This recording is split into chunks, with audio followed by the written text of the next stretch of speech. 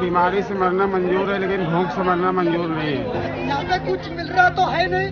Government बोली पैसे मिलेंगे, बाटला आएगा, ये आएगा, वो आएगा, मगर ऐसा कुछ पॉसिबल नहीं हुआ है।